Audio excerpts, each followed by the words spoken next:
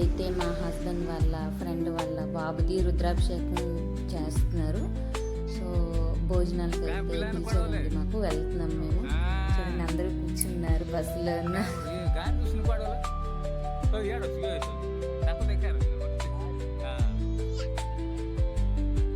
బరంపురం నుంచి 70 కిలోమీటర్ దూరంలో ఉన్న సొరడా ఊరికైతే వెళ్తున్నామండి మేము.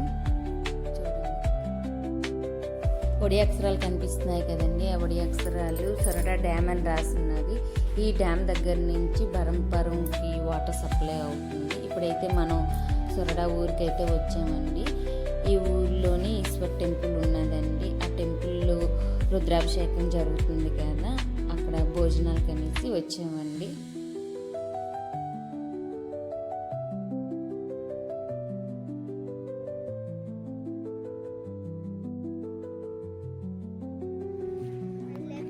నేను బస్ దిగ్గాని పక్కనే చిన్న టెంపుల్ కనిపించిందండి. చాలా బాగున్నది అనేసి చిన్న వీడియో తీశాను. సో ఇప్పుడు మనకి ఎదురుగా కనిపిస్తుంది కదా, ఆ టెంపుల్ దగ్గరికి అయితే మనం వెళ్ళాలండి.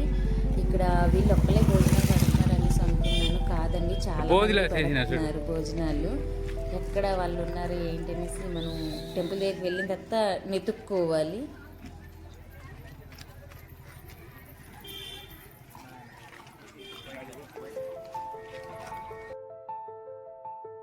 ఈ కోవిల్ పేరు పంచాననేశ్వరుడు కోవిల్ అనేసి అంటారండి. ఎందుకు ఆ పేరు వచ్చిందంటే 5 తలలో ఉన్న శివుడు పేరు పంచానేశ్వరుడు అనేసి పిలుస్తారు.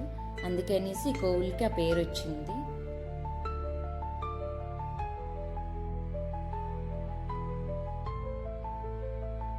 ఇప్పుడు ముందు లోపలికి వెళ్ళేసి వాళ్ళు ఎక్కడున్నారు ఏంటి అనేసి వెతకాలండి. ఎందుకంటే మార్నింగ్ నుంచి మేము టిఫిన్ చేయలేదు, పిల్లలు కూడా తినలేదు. అందుకనేసి ముందు లోపలికి వెళ్ళి నెత్తికి టిఫిన్ చేసిన తర్వాత అప్పుడు దేవుడి దర్శనానికి అయితే మనం వెళ్దామండి.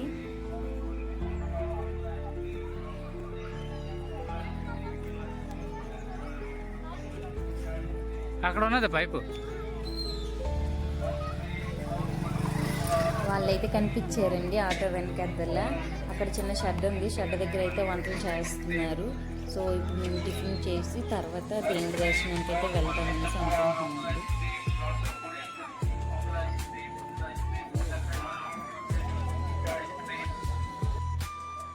టిఫిన్ అయితే అయిపోయిందండి. మేము దేవుడి దర్శనంకి అయితే చేయడానికి అనేసి బయలుదేరినప్పటికీ మా హస్బెండ్ వాళ్ళు ఫ్రెండ్ వాళ్ళ అన్నయ్యను, వాళ్ళ వదిన, వాళ్ళ అక్క వాళ్ళందరూ గుడి చుట్టూ ప్రదర్శనలు చేస్తున్నారు. సో మేము కూడా వాళ్ళతో పాటు ప్రదర్శనలు చేసామని. ప్రదర్శనలు చేసిన తర్వాత టెంపుల్ లోపలికి వెళ్ళేసి దేవుడి దర్శనం అయితే చేయాలనేసి అనుకున్నాము. సో ఇప్పుడు పూజ అయితే అయిపోయింది. నెక్స్ట్ హోమం చేస్తే అంతా పూజ అంతా అయిపోయినట్టుగాని నెక్స్ట్ భోజనాలు చేయడమేనండి.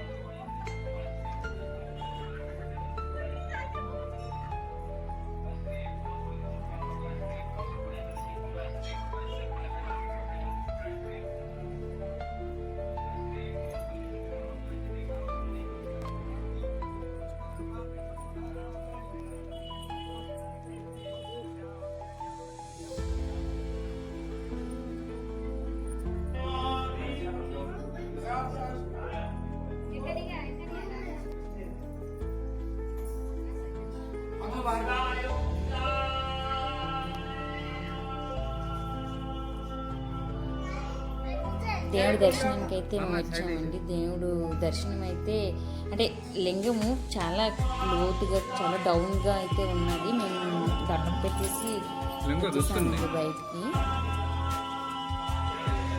భోజనాలు అయితే స్టార్ట్ అయిపోయాయండి. ఇక్కడ అయితే చాలా పెద్ద భోజనలాగా అయితే ఉన్నది. ఎవరు ఎక్కడ తిన్నా కూడా పర్వాలేదు అన్నట్టు ఉన్నది అయితే ఇక్కడ పరిస్థితి చూస్తుంటే. మా భోజీ అయితే పక్కనే ఉన్నదండి.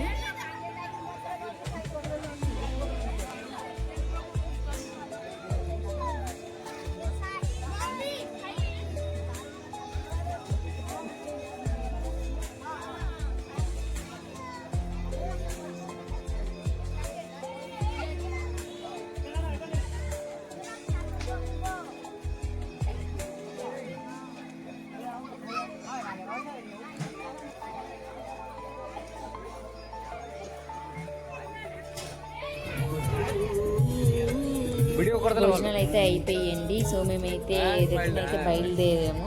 అందరు కడుపులు నిండాయి కదా, హాయిగా కూర్చోయినారు. మా ఆయన ఏదో జోకులు వేస్తున్నారు, వాళ్ళందరూ నవ్వుతున్నారు. సో నాకైతే అంటే కొంచెం కొంచెం వస్తుంది. ఇక్కడ చూడండి, వాళ్ళకి తెలుగు రాదు, నాకు ఒడియా రాదు. ఇక్కడ పరిస్థితి అలా అయినది. మా ఆయనకి వస్తుంది కాబట్టి తను ఏదో అంటున్నారు, వాళ్ళేమో నవ్వుకుంటున్నారు. నేను కూడా చూసి పళ్ళు ఈగలించిన మాట తప్ప నాకైతే ఒడి అంతగా అర్థం కాదు.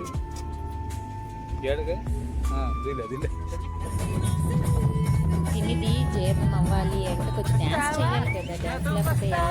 సో వాళ్ళంతా డ్యాన్స్ చేస్తే నాకు కూడా మనసు అవ్వలేదు. తెలుగు సాంగ్ అయితే ఒకటి వేశారు, తను వేస్తేనే నేను మళ్ళీ లేచి డ్యాన్స్ చేస్తాను. సో మా వీడియో లాస్ట్ వరకు చూసారు అంటే మా వీడియో నచ్చినట్లయితే ప్లీజ్ లైక్ చేసి సబ్స్క్రైబ్ చేయండి. మా వీడియో మీకు నచ్చిందో లేదో నాకు తెలియపరచండి.